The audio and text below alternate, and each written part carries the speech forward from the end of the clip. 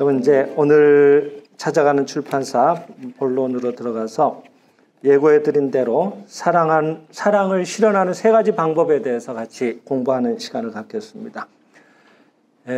먼저 그 주제를 사랑을 실현하는 세 가지 방법 이렇게 잡은 이유를 말씀드리겠습니다. 이 광명사상이라고 할까요? 또 저희들의 이 공부의 근간이 되고 있는 생명의 실상의 저자이신 다니구치 마사루라는 분이 이제 일본에서 활동을 하셨잖아요. 근데 그곳에는 또 이 생장의 집이라는 그 단체가 중심이 돼서 곳곳에 우리로 치면 우리나라는 이제 8도지만은 일본은 59개현인가 지금 정확하게 기억이 안 51개현인가요? 하여튼 현마다 이런 이 도장이라고 할까 수행 시설이 있어요.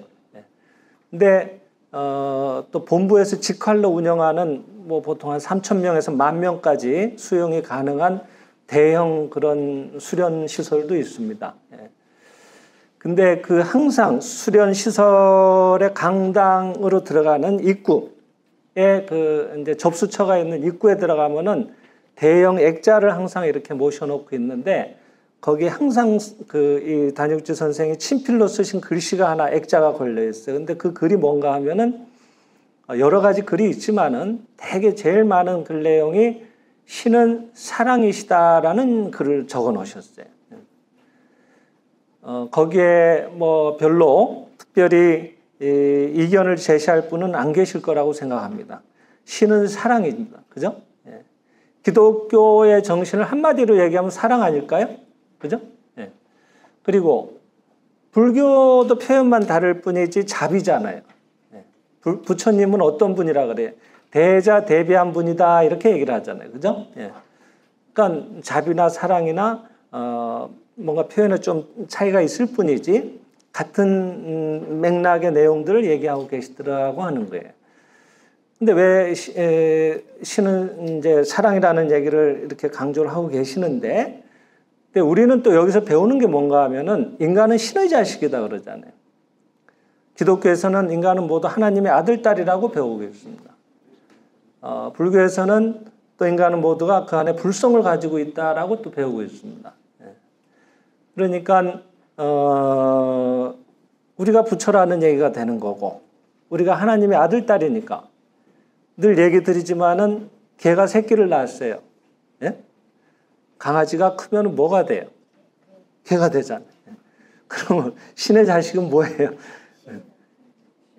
신이라고 하는. 그 안에 신의 모든 성품을, 덕성을 다 갖추고 있다고 하는 얘기가 됩니다. 그 대단한 얘기죠. 그죠? 근데 그 신의 내용을 한마디로 압축한다면 사랑이라고 하셨으니까, 그러니까 우리도 본질은 사랑인 거예요. 인생의 모든 문제는 그 사랑의 결핍에서 일어납니다. 잘 보세요. 문제아가 어디에서 생깁니까? 사랑받지 못할 때 문제아가 생겨나요. 본래 훌륭한 아이였어요. 부모를 기쁘게 하려는 착한 아이였어요. 근데 뭔가 계기가 생겨서 삐뚤어지기 시작해. 근데 그 계기라는 게 대체로 사랑하고 싶은데 엄마 아빠라고 마음껏 안고 부르고 안기고 싶은데 그럴 수 없는 환경이 자꾸 주어지는 거예요. 사랑받고 싶은데 사랑받지 못하는 환경이 자꾸 주어지는 거예요. 그럴 때 점점 삐뚤어져요. 그걸 다른 말로 하면 사랑의 결핍 현상이라고 하는 거예요. 문제아가 있었던 게 아니라 사랑이 없었던 거예요. 거기에. 그 아이의 마음속에 사랑이 결핍이 된 거예요. 지금. 그 아이의 본질인 우리가 배우고 있는 인간 신의 자식의 본성이 드러나올 수 있는 여건이 충분히 조성되지 못했던 거예요. 공감하실 거예요. 그죠? 아무리 문제라도요. 한없이 안아주고 사랑해주면 반드시 좋아집니다. 공감하실 거예요. 문제 남편도 똑같아요. 문제아만 그런 게 아니라 문제 남편도 똑같습니다. 사랑하고 싶었는데 마음껏 사랑이 안 되고 안 받아주니까 사랑받지 못한다고 생각을 하고 그러니까 에이 삐뚤어질 테다 하고 바깥으로 도는 거예요. 그래서 문제의 남편이 시작이 되는 겁니다. 그런 남편도 내가 잘못했다고 한없이 안아주고 훌륭하다고 칭찬을 하면은 반드시 나가서 엉뚱한 짓 하라 그래도 안 합니다. 문제는. 하고 싶어도 할 수가 없게 돼요.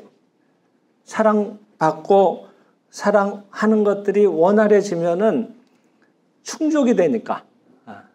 그러니까 본래 신의 성품다운 부처의 성품다운 내용이 그대로 순진하게 드러나오기 시작하는 거예요.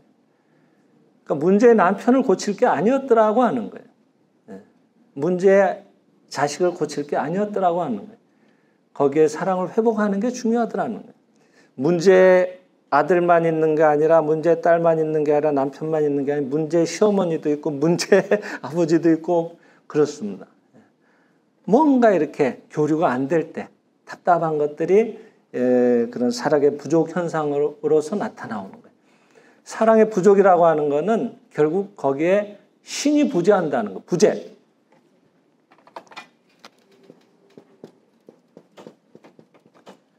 신이 안 계신 거예요, 거기에. 그죠? 신이 없으니까, 온전한 모습이 온데간데 없이 사라져버린 거예요.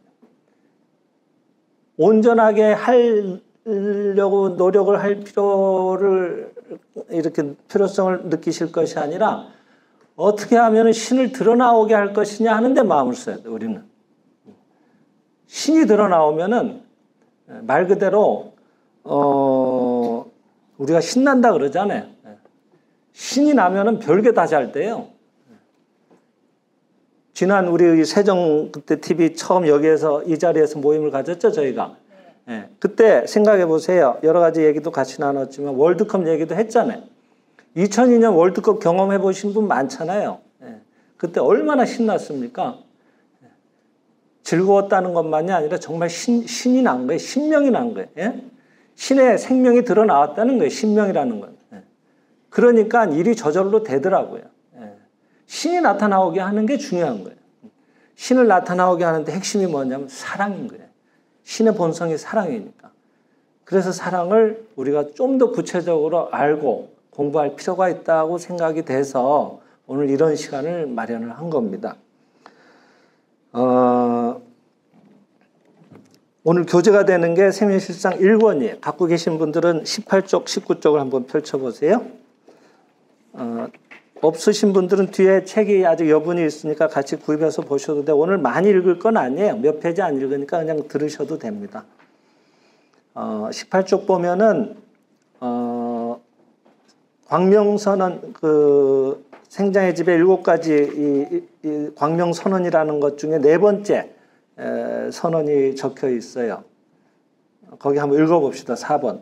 넷째 줄에 큰 글씨로 보이죠? 굵은 글씨로. 하나, 둘.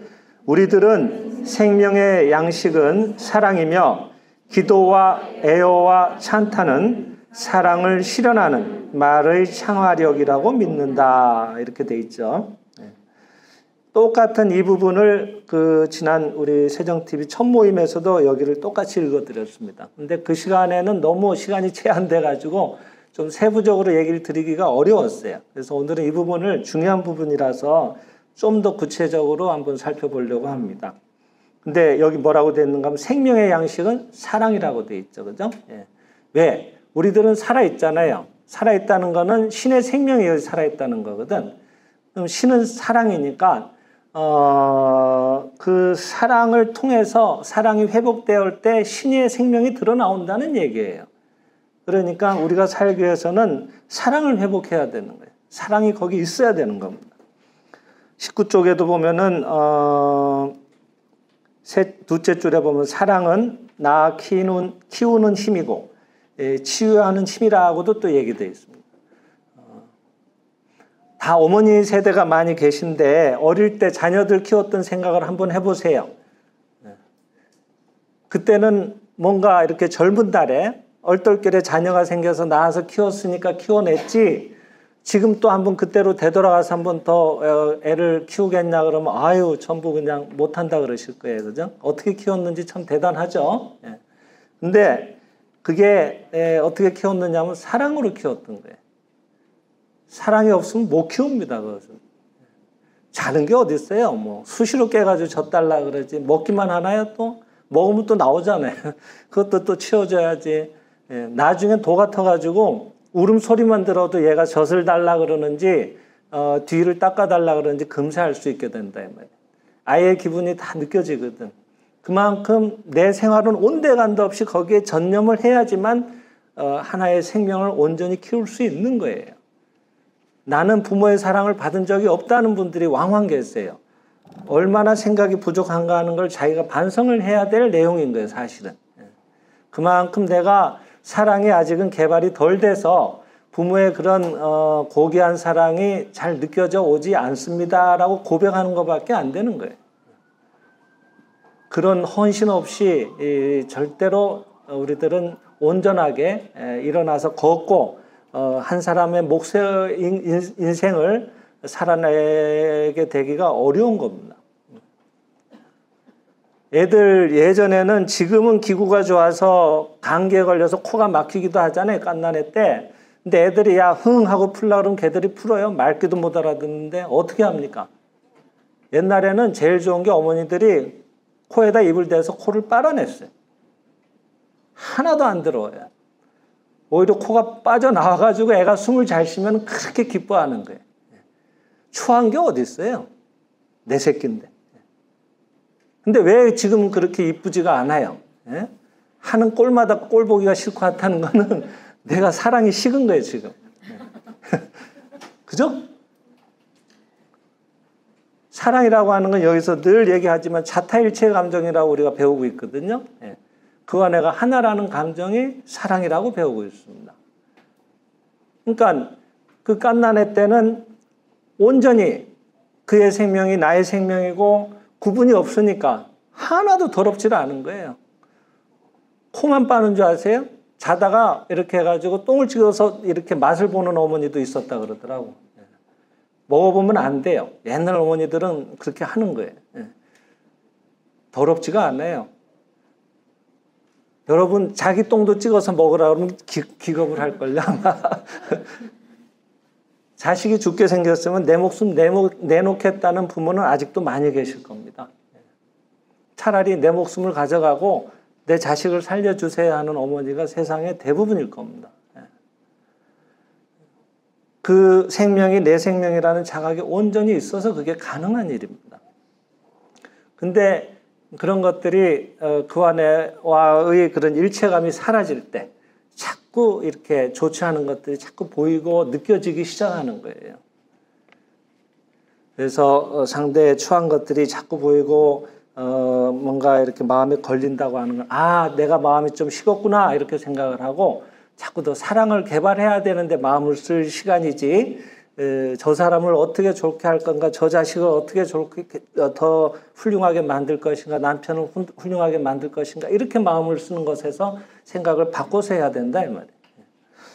그래서 사랑이라고 하는 거는 이렇게 낳고 키우는 힘이다. 그리고 치유하는 힘이다라고도 얘기를 하시면서 또 그 밑에 내려가면은 이거 뭐 일본 얘기가 돼서 안 됐습니다만 일본 고래의 신도에서는 사랑이라고 하는 걸 매점이라는 의미로 또 이해를 한다 그랬습니다. 매점이라고 하고도 이 매점이라고 하는 것은 이 일본 말로 무습이라고 하는데 그거를 이 사랑 애자를 쓰고 무습이라고 또 읽어요. 그리고 그 밑에 내려가면은 태어나오게 하는 영, 그것을 또 무습이라고도 살령, 출산할 때 산자에다가 영자, 그 영이라고 할 때 그 영자를 붙여서 살령을 또 무습이라고도 또 읽는데 이런 것들이 이 사랑 속에 생명이 온전히 연결이 되고 그 연결이 될 때 그 생명 속에 또 생명이 태어나오는 거예요. 그래서 우리가 남녀가 만나면은 자꾸 온전히 사랑을 느끼게 되면은 하나가 되고 싶어져서 생활을 하게 되는 게 결혼 생활이 되는 거고, 그리고 온전히 하나가 되면은 거기에 생명이 다시 태어나오는 겁니다. 그래서 이 우주의 원리가 있다면 사랑인 거예요, 사실은. 이 우주를 지탱하고 있는 온전한 원리가 있다면 그게 사랑인 겁니다. 지금도 해가 떠 있고 천지가 운행하고 있고 우리를 살게 해주시는 천지자연에 넘치는 신선한 공기가 베풀어지는 것은 온전히 사랑의 표현이거든요. 예. 그것이 따로따로가 아니라 전부 하나로 다 연결되어 있는 거예요. 그래서 우리가 내뱉은 이런 이산화탄소를 다시 나무들은 받아서 우리한테 신선한 산소를 공급하고 다 연결이 돼서 서로가 서로를 살리고 있는 거예요. 그리고 그게 질서정연하게 그 사랑이 모습의 세계로 구체화돼서 나오면은 그게 지혜라고 하셨거든요. 그 지혜는 반드시 질서로서 작용을 하거든요. 그래서 우리가 태어나올 때는 반드시 부모가 있는 거예요. 그 부모의 부모가 조상이 되는 거고, 이런 관계를 우리가 함부로 해서는 안 된다 이거예요. 그래서 우리는 또 조상을 아주 소중하게 여기는 겁니다. 기복적으로 그분들을 받드는 것이 아니라 이런 생명의 원리를 존중한다고 하는 거예요. 거기에 부합하는 생활을 할 때 그게 법이 자연의 생활이라고 할까? 그냥 뭔가 인위적으로 애를 쓰는 게 아니라 생명이 주신 본래의 자연스러운 모습인 거예요, 그게. 그럴 때 가장 완전해지기 시작하는 거예요. 여러분, 문제가 생겼을 때 비로소 그때 뭐가 통증이 느껴지기 시작하고 부자연스러운 게 느껴져요. 불면증도 마찬가지고. 불면증이 찾아왔을 때 잠을 못 자는 걸 그때 처음 알게 됩니다. 그 전까지는 멀쩡하게 잘 잤어요. 근데 하나도 그게 감사하지 않아. 그죠? 네. 잘 자는 게 그게 당연한 거예요, 사실은. 근데 못 자게 됐을 때부터 뭔가 신경을 써요. 그리고 뭘 어떻게 잘 자려고 노력을 한다고요. 그렇게 노력하는 게 자연스러운 거예요? 잘 자는 게 자연스러운 거예요? 본래 잘 잤던 게 자연스러웠던 거예요. 그런 것들이 소중하지 않은 게 아니라 굉장히 놀라운 축복이고 신의 원리가 다 작동이 돼서 가능했던 일이라고 하는 겁니다. 그 세계로 돌아가자고 하는 거예요. 어려운 일이 아니라. 특별한 걸 하자고 하는 게 아닙니다. 신이 주신, 부처님이 주신, 아니면 우리식으로 얘기하면은 본래 우주에 있는 생명이 살아가는 원리 속에 부합하는 생활을 하자고 하는 게 말하자면 이 생명의 실상의 철학의 어떤 근간이 된다고도 얘기할 수 있습니다. 근데 그 중에 핵심이 오늘은 사랑이라고 하는 거더라고요. 그렇죠? 사랑이라고 하는 것을 이렇게 오늘 좀 강조해서 얘기를 드리는 겁니다. 그래서 여기도 보면은 사랑이 없다면은 생명은 태어나올 수도 또 자랄 수도 없다고 얘기를 했습니다. 여러분 혹시 그 영국의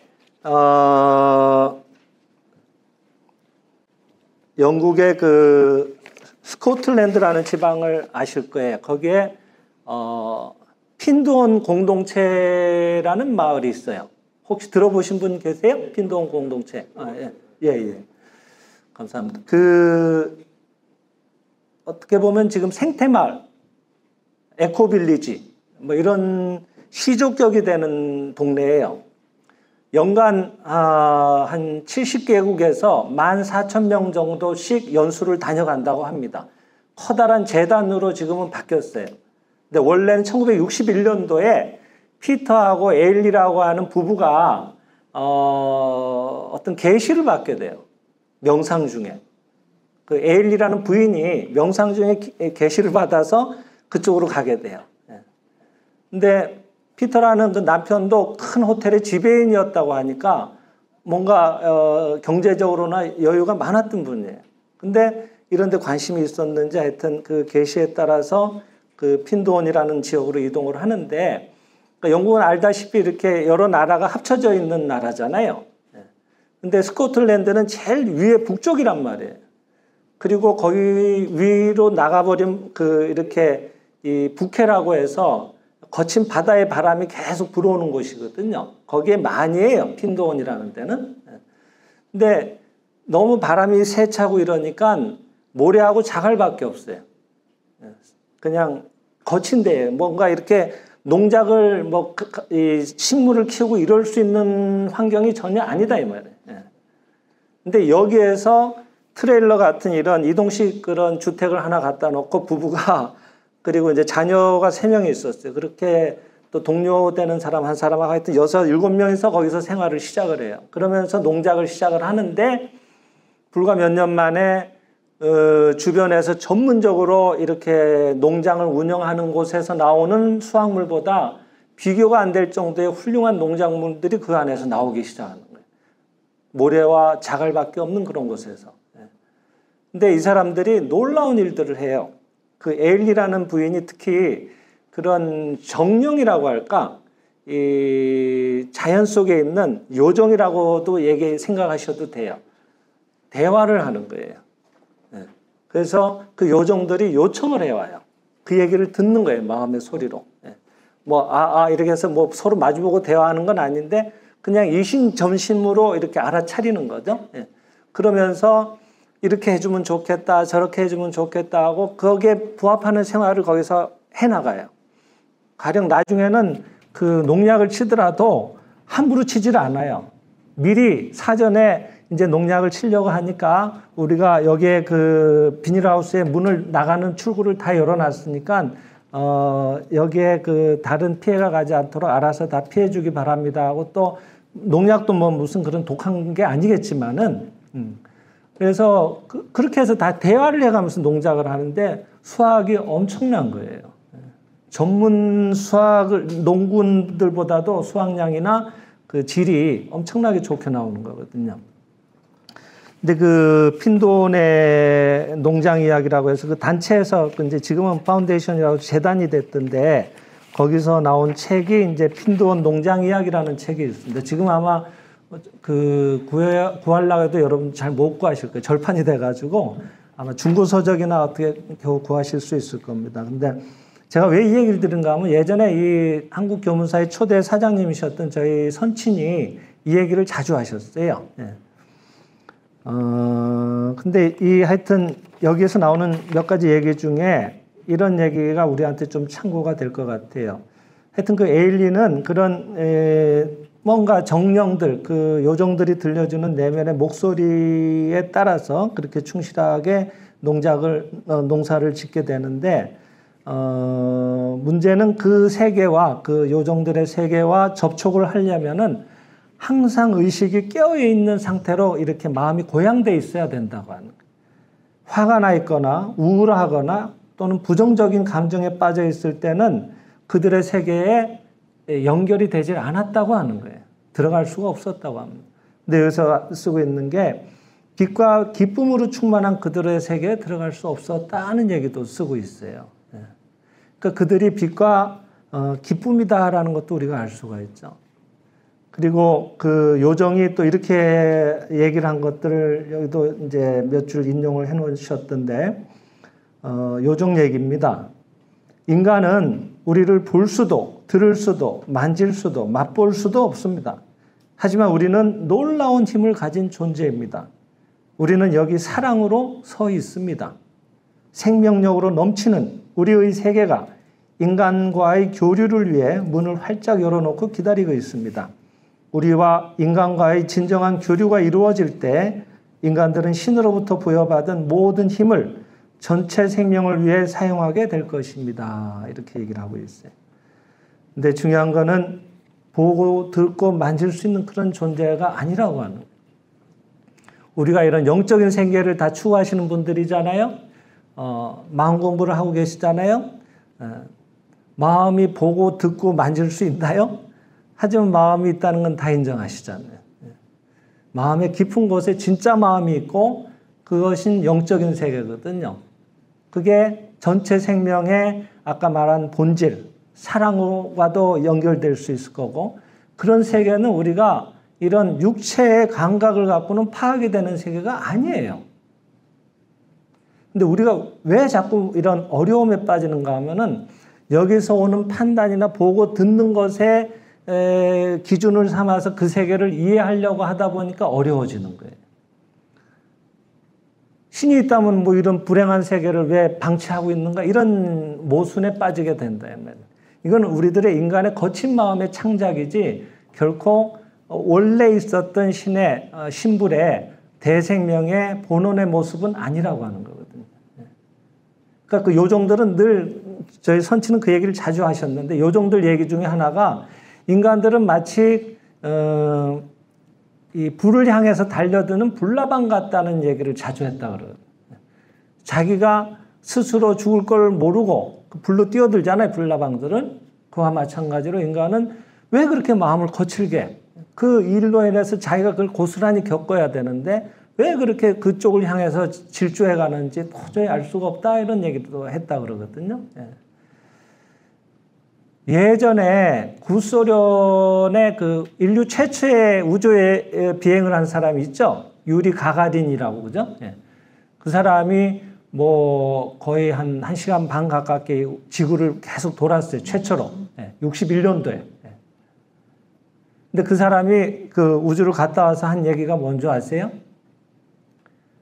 지구를 뚫고 나가서, 지구 밖으로 나가서 온 우주를 다 찾아봤지만은 신은 없더라. 그러니까 신은 없다고 얘기를 했다고.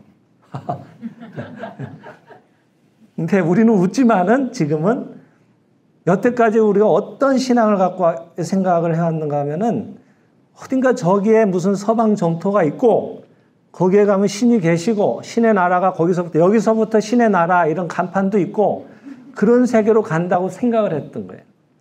이쪽으로 자꾸 그 세계를 파악하려고 하다 보니까 그런 오류에 자꾸 빠졌던 겁니다. 이런 하찮은 이 감각, 육체에서 오는 것들을 통해서는 도저히 그 세계는 파악이 안 되는 세계입니다. 그래서 우리가 명상을 하는 겁니다. 명상을 할 때는 대체로 눈을 감습니다. 왜? 앞에 보이는 것들, 나타나온 세계는 전부 우리들 마음의 반영으로서 나타나온 그림자와 같은 잠정적인 것들이거든요. 지금 영원할 것 같잖아요. 다 사라져 없어질 것들입니다. 육신도 마찬가지고 이 앞에 있는 책상도 마찬가지고 얘는 지금 필요에 의해서 여기 있는 거예요. 우리가 필요가 없어지잖아요. 어느 틈에가 사라져 버립니다. 집을 옛날에 고택을 이렇게 고택에서 생활해 보셨던 분들은 공감하실 거예요. 고택은 옛날 오래된 집들은 오히려 개방을 해가지고 사람이 사용하게끔 해야지 집이 오래 갑니다. 쓸모가 있어야지 걔가 거기에 존재하게 되는 거예요. 쓸모가 없어지면 사라집니다. 그래서 스스로 허물어지는 거예요. 얘도 마찬가지. 얘도 내가 나를 여기에 표현할 필요가 있어서 자기가 만든 거예요. 내가 여기 더 이상 이제 수업이 끝나서 졸업을 하잖아요. 다른 차원으로 가요. 그걸 우리는 돌아가셨다 그래요. 영계로 가거든요. 그렇게 되면 얘는 더 이상 필요가 없어요. 그러면은 불과 일주일이면은 다 분해가 돼버립니다. 쥐가 알아서 돌아가는 거예요. 자연으로. 내가 사는 동안에 혼자 썩어 문드러지질 않아요. 내가 살아있으니까. 내가 쓰고 있기 때문에 필요로 하니까 그런 거예요. 생명이 떠나면은 아무것도 아닙니다. 모든 존재의 근원은 생명입니다. 그리고 다른 말로 하면 오늘의 주제인 사랑입니다. 모든 존재의 근원은 사랑에 있었더라고요. 그러니까 모든 존재가 완전한 본래 모습으로 드러나오려면은 사랑을 회복해야 되는 거예요. 그래서 얘기가 조금 빗나갔습니다만 오늘은 어떻게 하면 이제 그 사랑을 회복할 것인가 하는 겁니다. 사랑을 더 능숙하게 표현할 것인가 하는 겁니다. 아무리 좋은 노래도요, 음치가 부르면은 그 노래가 엉망진창이 돼버립니다. 차라리 안 불러주는 게 좋아요. 노래를 망쳐버리잖아요. 그렇듯이 사랑도 표현이 서툴면은 그게 사랑을 하고 있다는 건지, 미워하고 있다는 건지 상대가 오해를 하게 된다 이 말이에요. 그러니까 그 사랑도 능숙하게 표현을 해야 돼요. 노래도 멋있게 부르면은 그 노래에 가진 고유의 멋이 살아나잖아요. 마찬가지로 우리도 사랑이고 내 안에 신의 본질도 사랑이라고 알았으니까 그 사랑을 좀 더 능숙하게 세련되게 표현해내야 되지 않겠어요, 그죠? 그래서 오늘은 그 사랑을 표현하는 3가지 방법에 대해서 같이 공부를 해보겠습니다. 여기까지 얘기하는데 시간이 벌써 30분이 가버렸네. 자, 그러면 이제 우리가 어떻게 사랑을 표현할 것이냐 하는 건데,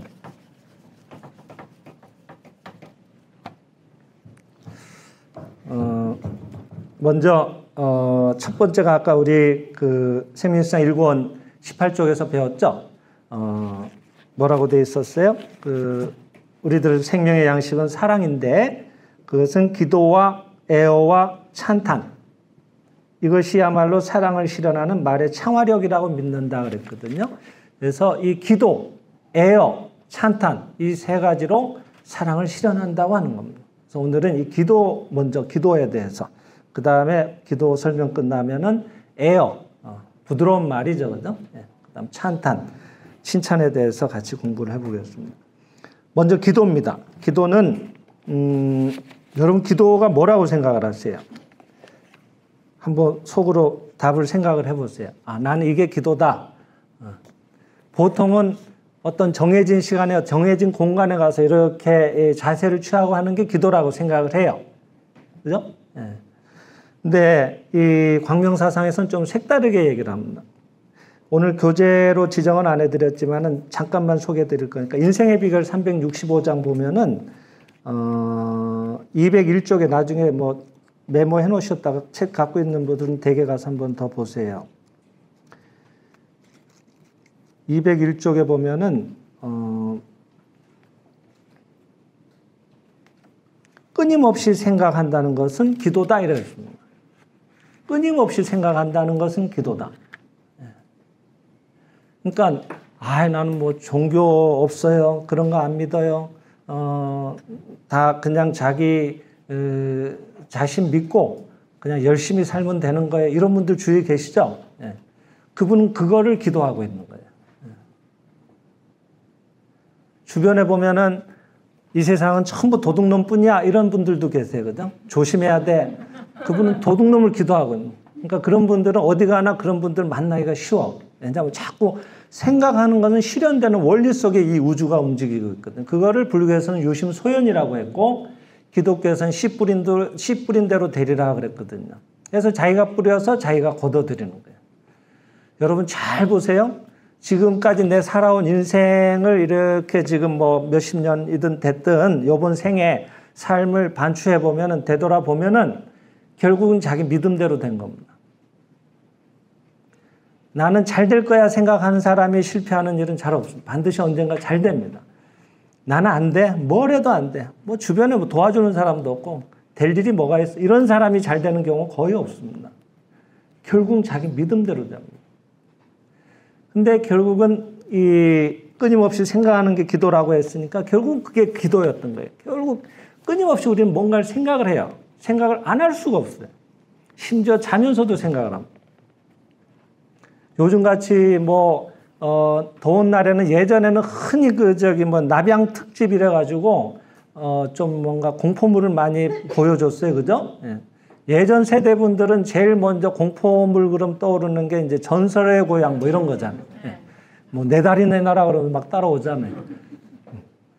그런 거 보고 주무시면 어때요? 밤새도록 도망 다녀야 돼. 제 2편, 제 3편이 이어지는 거예요. 그죠? 실제로 그렇지 않던가요? 전 또 뭐 이렇게 가끔가다 이제 영화도 봐요. 근데 이제 아무래도 이제 군대 때 얘기를 좋아해요, 저는. 그래서 그런 걸 잘 봐요. 그럼 밤새도록 전투를 해야 돼, 꿈에서. 아침에 일어나면 힘들어. 실제로 그럴 거예요, 여러분. 그는 자면서도 생각을 한다는 얘기입니다. 그럼 왜냐하면 검사를 해보면 나오거든요. 뇌파가 계속 움직이고 있거든요.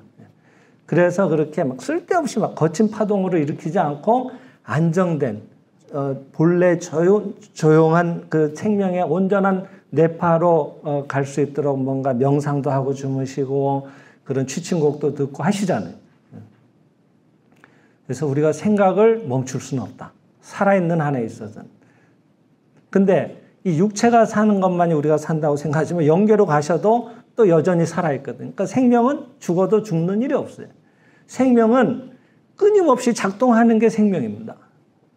어린애들 보면 잘 알 수가 있어요. 어린애들요, 한번 놀아주기 시작하면 이게 끝이 없습니다. 명절 때 가서 한번 조카들 한번 이렇게 보세요. 뭐 1시간, 2시간 애들 절대로 안 지쳐요. 무슨 뭐 에너자이저라고 하죠. 흔히 말하는. 그런 이상이죠. 그게 생명의 본래 모습이에요. 애가 막 그 중늙은이처럼 이렇게 앉아가지고 있으면 그게 뭐가 이상한 거예요. 정상이 아닌 거예요. 생명의 본래 모습을 이렇게 약동하는 겁니다. 계속 끊임없이 뭘 만들어내고 작동하는 거예요. 근데 그것이 주로 먼저 생각에서 일어나거든요. 뭔가를 일으켜요. 마음에서. 끊임없이 일으킵니다. 그리고 그 염은, 상념은 우리가 여기서 늘 광명사상에서 얘기하는 건데, 상념은 체를 부른다 그랬어요. 상념. 상념이라고 하는 건 생각이죠.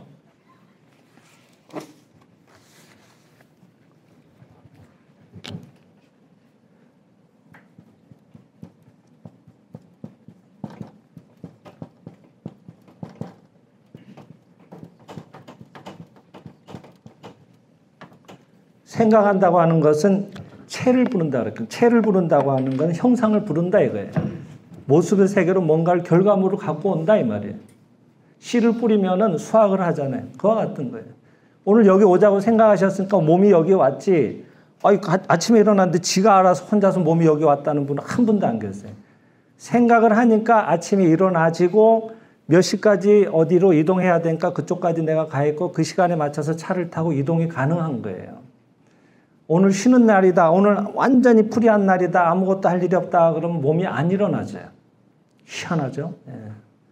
그런 거예요. 뭐든지 항상 생각은 뭔가를 만들어내게 됩니다.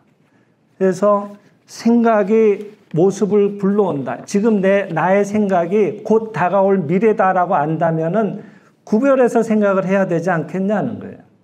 생각을 멈출 수는 없는 노릇인데 끊임없이 뭘 생각을 할 수밖에 없는데 우리는 그러니까 사서 좋은 생각을 해야 되는 거예요. 인위적으로. 근데 그것을 하루에 일정 시간 뭐 잠깐 뭐 이래가지고 5분 10분 기도하고 나머지는 기도를 했는데 신이 들어주실까 까먹은 건 아니실까 하고 불안해한다든지 기도했는데 절에 가서 무릎하기 까지도록 기도를 하고 왔는데도 뭔가 남편 하는 모습이 마음에 안 들거든. 저게 기도가 안 통하는 건 아닐까 또 이런 불안한 마음을 가진다든지 그러면 어느 분량이 더 많냐 하는 거예요. 우리가 형식을 취해서 하는 분량은 많아봐야 하루에 한 10분에서 30분? 혼자 하기는 그게 맥시멈이에요. 1시간도 어려워요. 5분만 해도 벌써 딴 생각 나는데. 그걸 어떻게 그렇게 24시간을 하냐고요. 생각은 멈추질 않는데. 그러니까 그냥 덮어놓고 무작정 감사합니다. 좋은 사람뿐이다. 인간 모두 신의 자식이고 좋아질 수밖에 없다. 그냥 뭐 나쁜 생각이 들 때마다 인위적으로 막 바꿔야 되는 거예요. 끊임없이 한다는 게 굉장히 중요합니다, 여러분. 왜? 우리는 너무 이런데 그 부정적인데 익숙해져 있어요. 인류 자체가. 그래서 이 선생이 이 운동을 시작하실 때 인류 광명화 운동이라고 캐치프레이즈를 걸고 시작을 하셨거든요. 말씀을 바꿔야 된다. 생각을 바꿔야 된다. 생각이 구체화된 것이 말씀이고 말씀이 구체화되면 행동이 되는 거니까 전부 이것을 우리가 실제의 모습의 세계를 만들어내고 있으니까 이걸 바꿔야 된다. 그래서 광명화 운동이라고 말씀의 광명화 운동을 제창하셨던 거예요. 얼마나 우리가 익숙한가 하면 어두운데요. 드라마 같은 거 보세요. 대체로 처음부터 끝까지 해피엔딩의 드라마는 아무도 안 봅니다. 그죠? 뉴스도 보세요. 좋은 얘기는 별로 소개가 안 돼요. 항상 사건, 사고 이런 것들이 제일 먼저 나옵니다. 어두운데 익숙한 거예요. 왜? 우리가 그쪽에 익숙하니까 자꾸 찾게 되는 거예요. 그래서 유튜브나 이런 것도 보세요. 자극적인 게 많아요. 그런데 먼저 시각이 가는 거예요. 여러분 그 애 키우면서 힘들었던 거, 시부모하고 힘들었던 거, 남편하고 힘들었던 거 한번 얘기해 보라 그러면 1박 2일도 더 합니다. 남편하고 싸울 때 그죠? 막 10년 전, 20년 전 얘기 막 그대로 갖고 와서 또 얘기가 계속돼요. 왜 그게 그렇게 안 까먹어지고 정확하게 기억에 잘 남아있는가 하면 우리가 어두운데 익숙해서 그건 기억이 잘 나는 거예요. 남자들은 군대 얘기. 군대가 힘이 들었거든. 그러니까 잘 안 잊혀지는 거예요. 그게 각인이 돼가지고. 그렇게 익숙하다는 거예요, 우리가. 근데 좋았던 얘기를 한번 해보세요. 행복했던 얘기를 해보세요. 그러면은 이 분량면에서 이 힘들었던 얘기는 이만큼 할 수 있는데 좋았던 얘기는 거기에 10분의 1도 하다 보면 바닥에 나버려. 얘기가 더 잘 안 나와요. 선명하게 기억에 잘 안 남아요. 그만큼 우리는 어두운 데 익숙하다. 그러니까 그쪽으로 막 달려왔는데 이 생각을 바꾸려면은 얼마나 처음엔 노력을 해야 되지 않겠냐 이 말이에요. 여러분 자동차 스피드 마크라는 거 아시죠? 끽 하고 차 브레이크를 잡았어요. 급정거를 했으면 차가 어떻게 해야 돼요? 분명히 완전히 바퀴가 다 제동이 돼서 바퀴는 멎었어요. 근데도 불과 1톤, 2톤밖에 안 되는 차인데도 그 가던 힘에 의해서 차를 그냥 도로 바닥을 끌고 가버리잖아요. 차가, 바퀴가. 그래서 그 자국이 남는 게 스피드 마크라고 하는 거예요. 분명히 제동이 됐는데도 간다니까요. 근데 그거는 시속 많아봐요. 5, 60km에서 좀 고속도로 같으면 100km까지도 가겠지만은 그런 속도에서 이 제동을 해도 불과 최소한 한 10여 미터씩 이렇게 스피드 마크가 찍히는데 말이에요. 차가 그쪽으로 계속 가려 그러는데 우리가 살아왔던 인생은 1, 2년의 생이었겠냐고 하는 거예요. 한두 생이 아니거든. 심령학자들이 하면 대체로 지상 수업은 한 3,000년 정도는 수업을 해야지 지상 수업은 졸업을 한다 그러거든요. 여기 다 앉아 계시지만은 기본 1,000년 이상 되신 대단한 분들인 거예요. 영혼의 나이는. 그러면 그 수천 년 동안에 쌓인 내 생각에 이 차로 아까 달려가던 그 경량이라고 할 때 그 생각의 그 방향이 향방이 어느 쪽으로 향해 있느냐에 따라서 그걸 멈춰서 다시 밝은 쪽으로 전환하려면 어느 정도의 노력을 해야겠는지 하는 건 좀 충분히 이해가 되시잖아요. 처음엔 노력을 좀 해야 되는 거예요, 인위적으로. 그래서 끊임없이 자꾸 신가를 일으키는 게 좋습니다.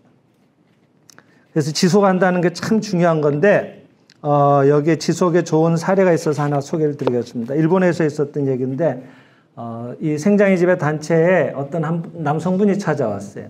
이분이 여기 오면 다 좋아진다 그래서 혹시 제 문제도 해결이 될까 해서 찾아왔습니다 하고 얘기를 한 거예요.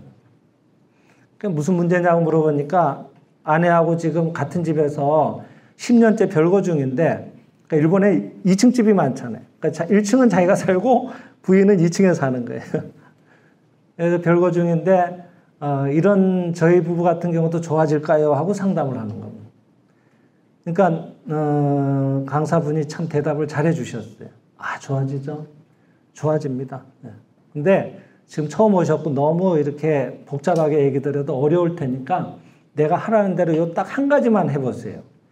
그것도 5일만 하면 됩니다. 많이 하지도 마세요. 5일만 해보세요. 뭘 하면 됩니까? 그랬더니 지금 이 시간 이후로 5일 동안 뭐든지 눈에 보이는 사물, 사람, 대상, 어떤 일이든지 간에 무조건 감사합니다 하세요. 5일만 해보세요. 반드시 부인하고 사이가 좋아집니다. 이렇게 얘기를 한 거예요. 이분이 10년 동안 별걸 했는데 5일은 못하겠냐는 생각이 드는 거예요. 그래 해보지 하고 마음을 먹고 이제 그 상담받은 곳에서 나왔어요. 나오면서 보니까 제일 먼저 보이는 게 전봇대가 보이네. 옛날 얘기니까. 전봇대님 감사합니다. 뭐 가다 보면 뭐 감사합니다. 뭐 또 전철도 타야 돼요. 전철 타면서 전천지 감사합니다. 뭐든지 감사를 하는 거예요.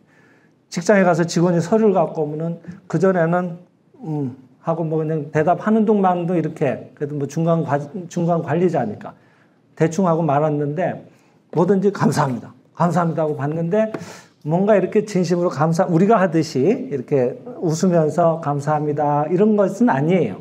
그냥 감사합니다라는 말만 하라고 배웠으니까 또 부인하고 10년째 별거 하는데 그 사람이 뭐 인생이 재밌었을 리가 뭐가 있겠어요.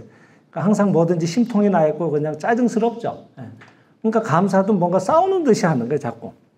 그냥 뭐든지 그냥 감사합니다 이런 식으로 하는 거지. 근데 이제 한 3일쯤 되니까 이상한 게 직원들이 뭘 자꾸 갖고 와요. 평상시 안 갖고 와도 되는 일을. 뭐 과장님 그러면서 또 뭘 갖고 오고 갖고 와. 가만 보니까 수근수근 되는데 보니까 직원들끼리 야, 저 사람 이상해졌다. 뭐든지 갖고 가면은 감사하다 그런다? 너 한번 갖고 가봐. 쓸데없는 걸 자꾸 주는 거야. 이 사람이 나중에 그걸 눈치를 챈 거야. 아, 이 사람들이 날 놀리는구나. 네. 그래가지고 이제 화가 나가지고 이제 다시 이제 안 해. 하고 3일 만에 집어치운 거예요, 그거를. 안 하기로 하고. 사람 밥으로 만드는구나. 안 하겠다. 그리고 이제 집에를 왔는데 희한하게 10년 동안 별걸 하면서 남편이 퇴근을 해도 왔는지 마는지 그냥 밥이나 대충 차려놓고 너는 너대로 먹고 뭐 이런 식이었거든요. 내다보지도 않고. 근데 그 부인이 10년 만에 아주 단정하게 옷을 입고 머리도 곱게 빗고 예전엔 무슨 까치가 둥지 튼 것처럼 뭐 이래가지고 어쩌다 봐도 뭐 이런 몰골이었는데 그렇게 곱게 입고 앉아서 일본에 여행 갔던 분들은 알 거예요. 여관이라는 데 가보면 우리하고 여관이 다르잖아요. 산속에 있는 온천 딸린 아주 고급 여관들. 그런 데 가보면은 오카미상이라고 해서 그 주인이 곱게 기모노 옷을 입고 현관에 이렇게 꿇어 앉아가지고 다소곳하게 이렇게 손을 모으고 거기에다 이마를 대고 어서 오십시오 하고 인사를 합니다. 일본 사람들은. 근데 옛날에 일본의 부인들이 대체로 남편이 퇴근하면 그렇게 했거든요. 근데 이 부인이 10년 만에 그렇게 다소곳하게 현관에서 머리를 조아리면서 이제 오십니까 하고 인사를 하는 거예요. 깜짝 놀랐죠. 그러면서 하는 말이 잠시 제가 좀 드릴 말씀이 있으니까 제 방으로 좀 와주시겠습니까 하고 방으로 올라가는 거예요. 이게 부부인데 하도 10년 동안 별거를 해놓으니까 네 방 내 방 따로 있는 거예요. 그래가지고 이제 알았다고 하고 이제 그 가방 갖다 놓고 2층 아내 방으로 갔어요. 갔더니 잠깐만 앉으시라고 하더니 차를 또 곱게 한 잔 내와요. 그러면서 제가 뭐 한 가지 좀 물어봐도 되겠냐고 묻는 겁니다. 얘기해 보라고. 당신 요새 뭐든지 그렇게 감사합니다 하던데 어떻게 하면 나도 그렇게 감사할 수 있는지 좀 가르쳐 주세요 이러는 거예요. 그 남편이 깜짝 놀랐죠 그때. 자기는 그냥 5일만 하면 좋아진다 그래가지고 그냥 뭐라 그래야 될까 뭐 믿거나 말거나 한번 그냥 그 실험하는 기분으로 했던 거예요 사실은. 그러니까 뭐 무조건 감사합니다 이런 식으로 했던 거죠. 근데 그걸 봤던 거예요 아내가. 그래도 뭐 밥을 차려주면 감사합니다 하긴 했을 거 아니에요. 왜냐하면 자기는 이걸 5일 동안은 쉬지 말고 해야지만 사이가 좋아진다 그랬으니까. 근데 그 모습에 아내는 감동을 했던 겁니다. 그때 거꾸로 이 남편분이 거꾸로 이제 자기도 자세를 고쳐 앉고 일본 사람은 참 희한해. 뭘 잘못하면 금세 꿇어 앉아 금세. 그래가지고 부부가 서로 마주 꿇어 앉으면서 이제 내가 미안했다. 내가 정말 잘못했다. 나는 그렇게 건성으로 고맙다고 인사를 했던 건데 그런 모습에도 당신이 감동을 하고 어떻게 하면 감사할 수 있냐고 나한테 묻는 걸 보면서 내가 얼마나 감사를 모르고 살았으면은 당신한테 감사하다는 인사를 얼마나 내가 해본 적이 없었으면 그런 표현을 얼마나 안 했으면은 그런 감사에도 당신이 감동을 했겠는가. 내가 지나고 보니까 정말 표현이 서툴렀네. 지난날 내가 참 부끄러웠어요. 내가 이제부터 잘할게. 하고 또 남편은 또 남편대로 또 아내한테 사과를 하고 또 부인은 부인대로 아니에요. 제가 지난날 좀 너무 이래야 되고 저래야 되고 당신 구속을 많이 했어요. 많이 힘드셨죠? 하고 또 사과를 하고. 그날로 해결이 됐어요. 5일도 안 갔어요. 3일 만에 해결됐어요. 실합니다, 여러분. 제가 드리는 얘기들은 하나도 거짓말을 보태는 일이 없어요. 왜냐하면 가감은 하는 게 있어요. 좀 빼야 돼. 너무 막 얘기가 심각한 게 많아가지고 뭐 밥상이 날라갔다 뭐 이런 얘기를 우리는 책에 그대로 못 써요. 예. 그래서 오히려 줄이는 경우는 있지만은 보태는 일은 없습니다. 너무 얘기들이 많으니까. 이게 다 있었던 일들이에요. 그러니까 여러분 감사를 엉터리라도 5일도 아니지 3일만 해도 이런 결과가 나오니까 오늘 한 가지 마음의 결심을 해주세요. 오늘 이 시간 이후로 주무실 때까지 오늘 하루만 감사를 해봅시다. 감사를 마음에서 놓지 말아보세요. 그럼 어떤 변화가 일어나오는지. 아마 오늘 밤 주무시면서도 계속 감사가 증폭이 될 거예요. 그럼 내일이 달라져요. 그렇게 해서 바꿔나가는 거예요. 우린 계속 이쪽으로 달려왔다네요. 한번 서야 될 거 아니에요. 그래야 다시 이쪽으로 갈 수가 있지. 빛을 향할 수가 있지. 이런 노력도 안 하면서 이거는 어떻게 해야 돼요? 저건 어떻게 자꾸 물으면 그건 좀 염치가 없는 거예요. 그러니까 우선 연습을 한번 해봅시다. 그래서 사랑을 실현하는 첫 번째 방법이 기도라고 했는데 기도는 정해진 시간에 하는 기도도 기도지만 사실은 끊임없이 생각하는 것이 기도라고 했으니까 지속하는 게 중요하더라. 어떻게 하면 틈을 내서 자꾸 밝은 말을 일으킬 거냐. 그중에 제일 좋은 건 감사드라고 하는 거. 이해가 되셨죠? 그죠? 예. 자, 그러면은 벌써 1시간이 됐어요. 여러분도 워낙 집중을 하셔서 5분만 쉬고 사랑을 실현하는 3가지 방법 중에 이제 나머지 2가지에 대해서 한 가지 또 추가적으로 살펴보겠습니다.